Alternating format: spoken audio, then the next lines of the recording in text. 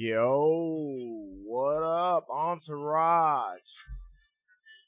Somebody had told me I should have like waiting music or whatever, so I took the advice. What's up, guys? I don't know why it feels like I haven't done this. I'm trying to get the camera straight. So yeah, I'm gonna talk a lot of it about week 9 preview. I mean, tonight's game is just like, really? The Pats and the Jets? Well, guys, let's get into it. The fantasy football Entourage are winning. Alrighty then. Well. Week 9's in the books. And quite a few breakout performances, more injuries, more bullshit. It's 2020. One thing we could expect, the unexpected, right? And we'll kick it off. Broncos and Falcons. Drew Lock had another good game, 313 yards, 2 touchdowns. However, I wouldn't read too much into it. I think it was more of a fix this shit so it looks good. More a result of, Atlanta Falcons doing what they do best. Playing like shit. Defensively, at least. Offenses, whatever. But he did have 313 yards, 2 touchdowns. He was somebody that I have recommended as a spot starter. But, again, moving forward, he's more of a streaming quarterback.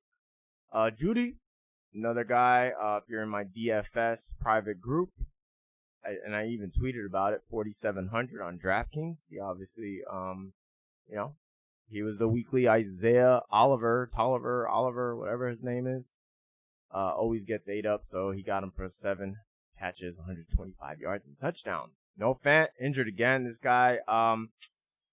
Yeah, I think he's pretty much going to fall under my injury-prone guy, so I'm going to stop recommending him. I love his talent, but the guy gets injured like every other game, so. Another guy coming back from injury, Tim Patrick, continues to produce, had 9 targets and a touchdown.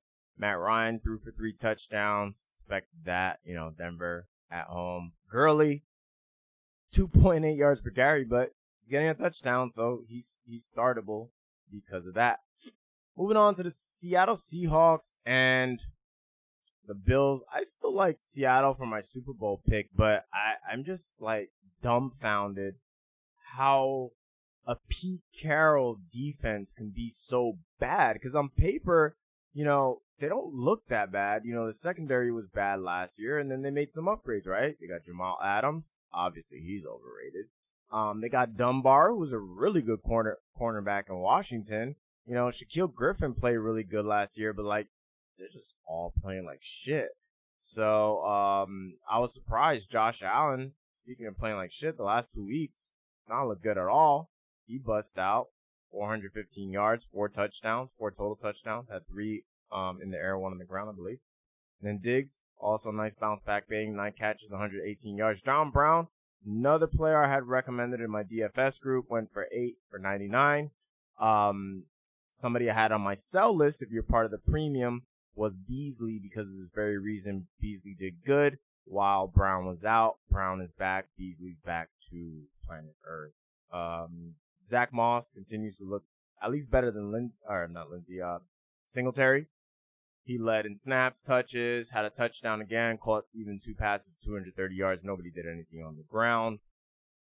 And then for the Seattle Seahawks, Russell Wilson continues to do really well, but, threw for 390 yards, but he's thrown quite a few interceptions, which is unlikely. But then again, this is the most passes he's thrown. So, yeah, and he's going to need to throw a lot more with that defense. DJ Dallas had a touchdown, but didn't have a lot of points other than that touchdown. DK Metcalf.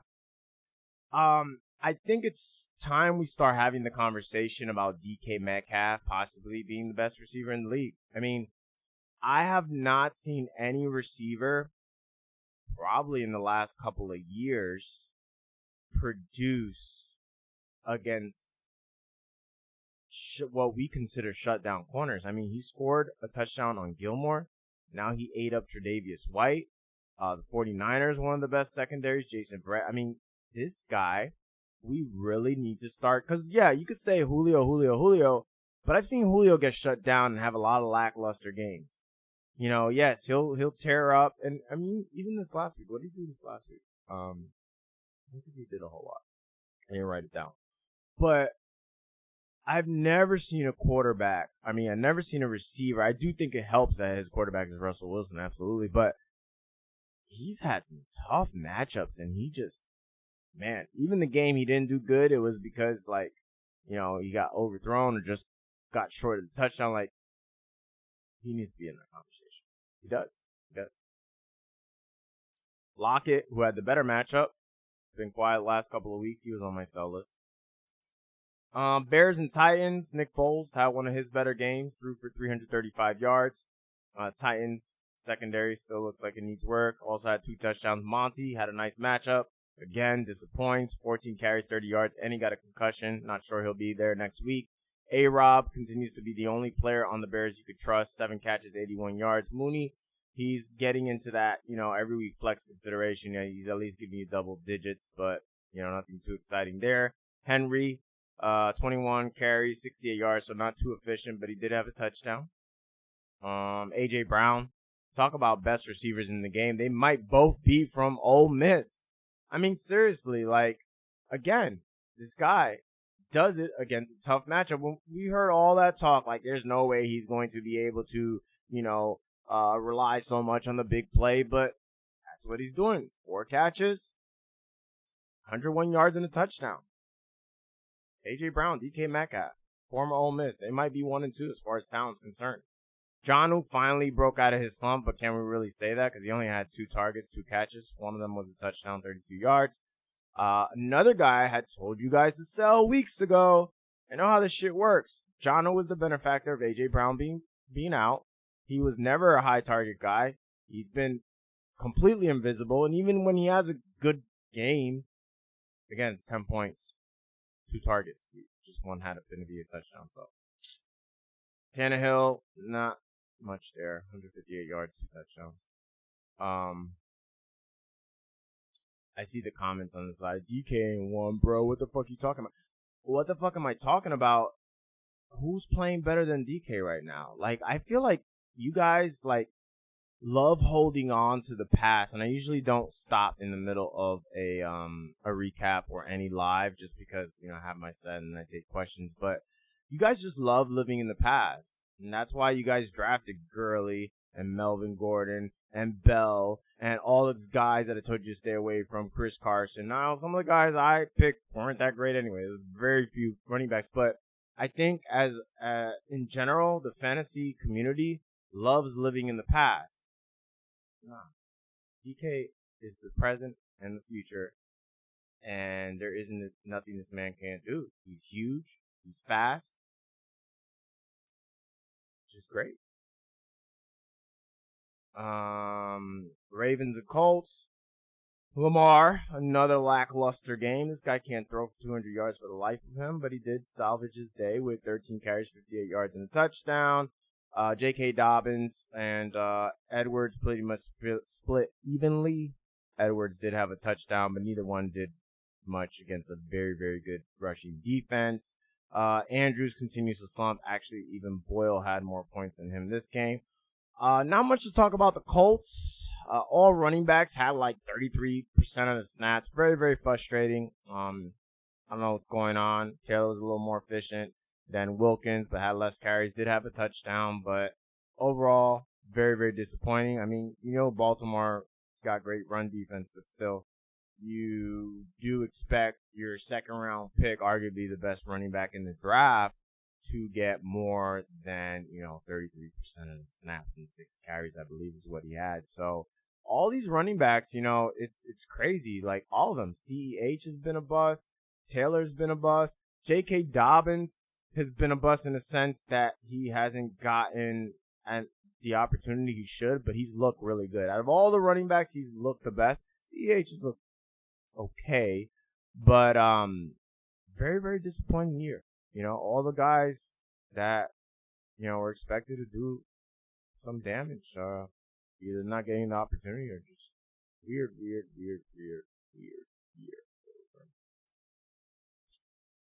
Mo Alley Cox, though, I wanted to mention him because Burton's another guy. Told you guys weeks ago, Fool's Gold. He got lucky, couple trick plays, had some points, some touchdowns. I knew that wasn't going to last. Mo Alley Cox is the best tight end on folks.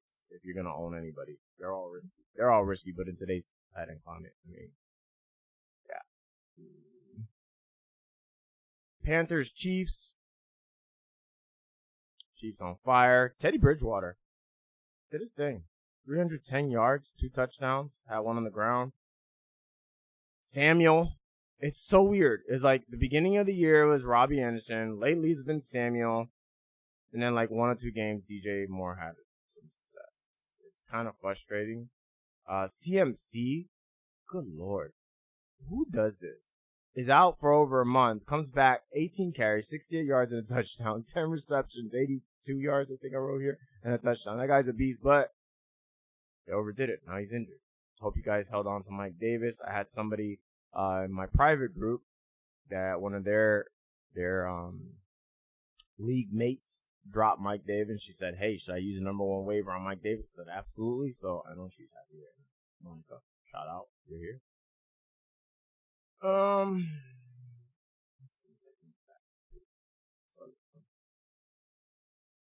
Tyreek, he's on a hot streak. Mentioned him as one of the players I like. Kelsey's on fire right now, 10 for 159. Tyreek had 9 for 113, 2 touchdowns. Mahomes against a good Carolina defense, doesn't matter, man. 372, 4 touchdowns, on fire. CEH had a passing touchdown, but neither him nor Bell really did much. Risky. Can't even blow up against Carolina Panthers. That is a bust in the first round pick, unfortunately. Lions, Vikings. Talk about players on fire. Dalvin Cook, 206 yards, 2 touchdowns, caught 2 passes, 46 yards. What do you expect? Detroit Lions, but he's killing it. Kirk was efficient, 220 and 3 touchdowns, but no receivers got in the game. Jefferson and Thielen are going to be very hard to rely on because what Minnesota wants to do is cook some more. But they should have better games because they literally face the 2 worst rushing defenses the last 2 weeks, which is the Packers and the Lions. So Jefferson and Thielen could be players you want to buy low on. They'll bounce back. Not worry about that. Hawkinson, I mentioned him getting some extra targets and points because Galladay's out, which he did. Still waiting for that blow-up game, but he had 5 catches, 39 yards, and a touchdown. Giants and Team Washington. Gallman, he's a guy I've been pretty high on, all things considered, because it's weird. It's not pretty. He's not, anybody you're excited about, but he puts up points. 14 carries, 68 yards against a good Washington rush defense, had a touchdown. He's also a good pass catcher. Didn't show that this week, though. Ingram's been getting a ton of volume. Hasn't looked great, but when you get that many targets, you're going to eventually do something. He had 5 catches, 48 yards, and a touchdown. Alex Smith came in, 325 yards, did throw 3 picks. That Giants defense, by the way, it's a pretty good fantasy defense. Gibson, 6 carries, 20 yards, kind of a little disappointed in the carries. 3 catches, 35 yards. You'd like to see him more involved. I mean, he is the former receiver, yet J.D. McKissick, 14 targets. Good riddance. 9 for 65. Terry McLaurin. Talk about receivers, like I mentioned Metcalf, A.J. Brown. I think Terry McLaurin will be that number 3 receiver as far as like future stars, not including Thomas and Julio and guys that have been there forever, D-Hop. But as far as like the young guns, I think those 3 are the future of the league. Terry in a tough matchup. He's the type of guy that any given moment could take it to the house. 7 catches, 115 yards and a touchdown. Cam Sims. I mentioned Steve Sims as a possible sleeper, being that Terry was going to be locked up with James Bradbury. Steve Sims, usually gets the slot, and that's where the Giants are weak, but it was Cam Sims. 3 catches, 110 yards. I would not spend a waiver on him. That's what you're thinking, because everybody seems to always overreact. Like, when people are saying Trey Burton, he never made my waiver list. Like, all these names that people just, like, overreact to one game. That's not what waivers is about. Every game is different. You got to get good players.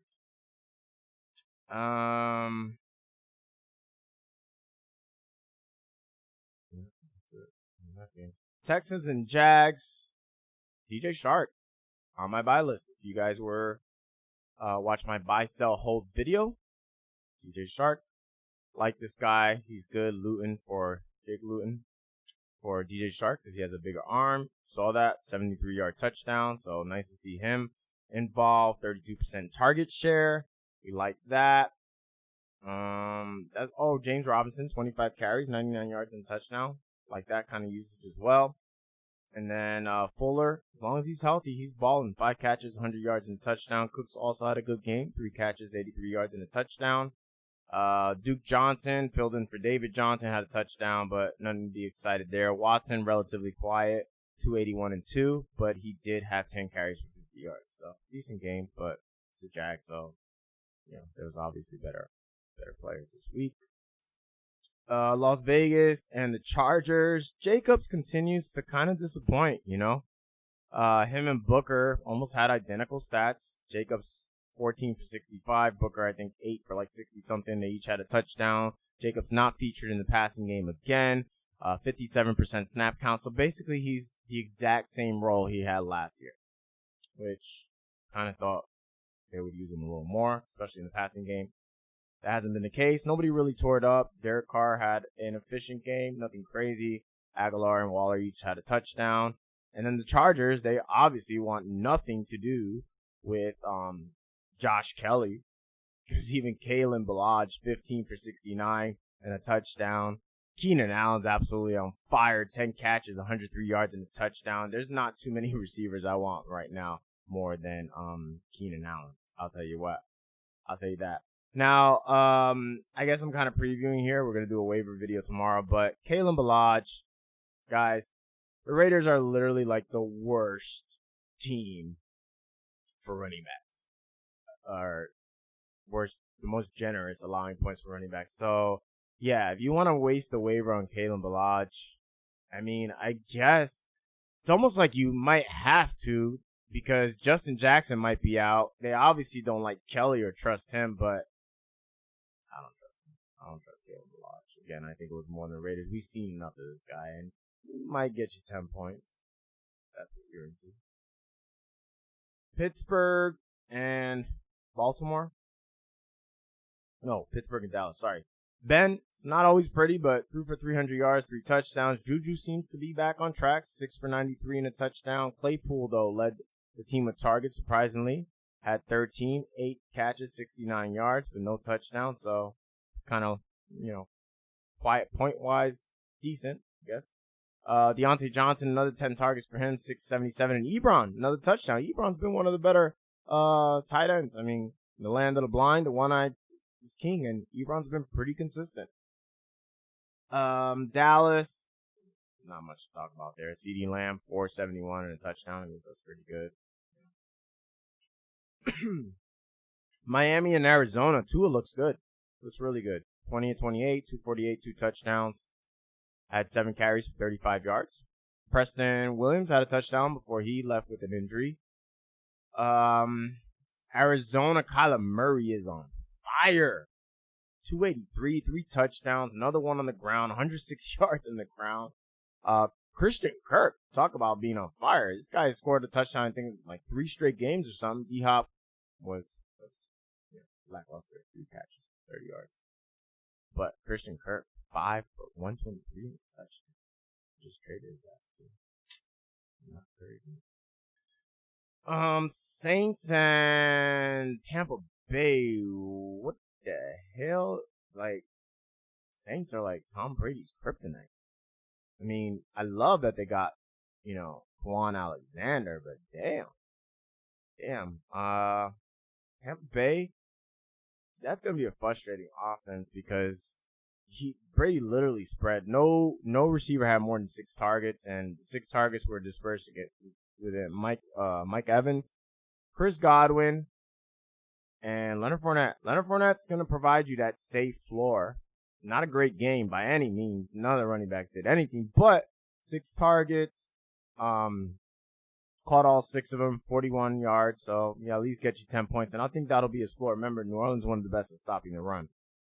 Even more so now. Brady 3 picks, though. AB, I expect him to be more involved with the offense. You know, first game back, he was second in targets, 5. Caught 3 of them, 31 yards. And then Godwin, we don't know, you know, this injury. And Evans looked like he was, you know, kind of hampered as well, wasn't at 100%. So AB could be somebody, you know, to really watch moving forward. But the Bucks last night was not their night. As far as tonight's game, guess Crowder is a possible flex. I like Damian Harris. And pretty much Crowder are the only players I feel like, you know, are even startable. I mean, Cam's look awful, even if it is the New York Jets. I mean, you can't start him. So I don't even know what to think as far as DFS. That's going to be one of those, you just put a bunch of fucking weird names and just whoever fits, whatever sticks. Like, just, I might go to sleep early on this one for Jets and Patriots. That's all time bad. Sometimes the games are bad, but at least they have fantasy. But this doesn't even have. There's not one player you like must start in this game. I think Harris is the closest thing, but far from start. But other than that, guys, let's talk about it. Let's talk. I already see some talk out here. J.K. Dobbins sucks. You see, like, I don't like that because he doesn't suck. It's number one. And if you watch football, he's looked very good. Like, if you want to say a player sucks, like, I get it. Even though it's kind of rude. I've said it too. But let's talk about David Johnson sucking. Let's talk about Todd Gurley sucking, even though he's producing points. But say that J.K. Dobbins sucks. It's just not accurate. You could say he's not being used like he should. Or he's underproduced from a fantasy perspective, but he definitely doesn't suck. I would be more okay with you saying Jonathan Taylor sucks because he hasn't looked that good. But J.K. Dobbins has looked good. But remember, guys, he's not being featured as a primary pass catcher, which is his role, and he went against Indianapolis Colts. Like, everybody sucks against them, you know. So okay. He sucks for fantasy. Okay, fine. I need a refund on Clyde and Taylor. Yeah, I feel you. But, you know, you could literally ask for a refund on every single player this year. Like, seriously. Go down the list. Saquon, injured for the year. CMC, injured for most of the year. Nick Chubb, injured for most of the year. Devontae Adams just came back. Julio Jones has had injuries. CEH, you mentioned. Like, literally, like, everybody has been, all the tight ends, Mark Andrews, Kittle's out for the year. Like, it's just one of those, like, who's ever healthy. Like, the types of players, the names of players that we've been starting these years. I mean, Mostert hurt, Eckler hurt. Aaron Jones been hurt. Mixon's been hurt. Ingram's been a bust and hurt. David Johnson's been a bust. Bell's been a bust. Melvin Gordon's been a bust. Everybody. Like, literally everybody. Yeah, Justin Jackson, that guy is a fucking mess, bro. Like, yeah. That's the only reason that Kalen Ballage might actually be a thing. I haven't looked at the matchups, but definitely wouldn't feel good. Buy D-Hop? Yeah, you could buy D-Hop. Opinion on Gibson and McLaurin the rest of the season. I think all these guys, I think all of them are talented. I think Gibson's very talented. I think Jonathan Taylor's still talented. You know, it might be one of those things where they turn it up the last couple of games, but it's not looking too promising for them to really hit their potential, at least this year. Why does Zeke's value drop so much? Because Dak is gone, and everybody's value on the Cowboys dropped, and The offensive line is banged up. Zeke was a beneficiary of a lot of, it was the perfect storm. He had a great line. He had a quarterback that had a lot of weapons, and, they were able to open up the offense. But, yeah, that's what happens. Edmonds, another disappointment. Yeah, I was disappointed in Edmonds, too. Alex Smith lower their production? No, I don't think Alex Smith lowers their production. If anything, I think he raises it. You don't see Kyle Allen throwing for 300 yards. But my computer says the battery is about to die. So in order to save this, I'm going to have to let you guys go. But yeah, seems like a lot of, even though everybody's had a rough year, it looks like a lot of our guys are trending in the right direction. You know how much I love Zach Moss. You know how much I love DJ Shark. You know how much I love Nick Chubb, who's coming back.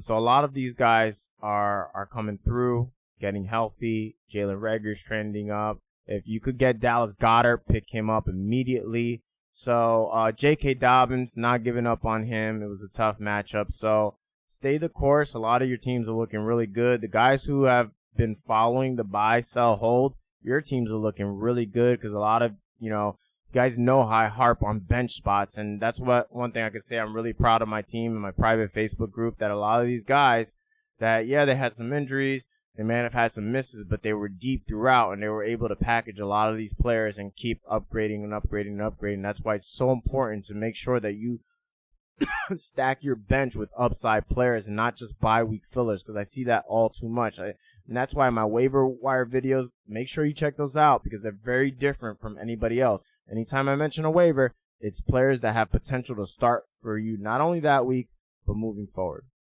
All right? Crowder, Jacoby Myers. I mean, I would go Crowder, but yeah.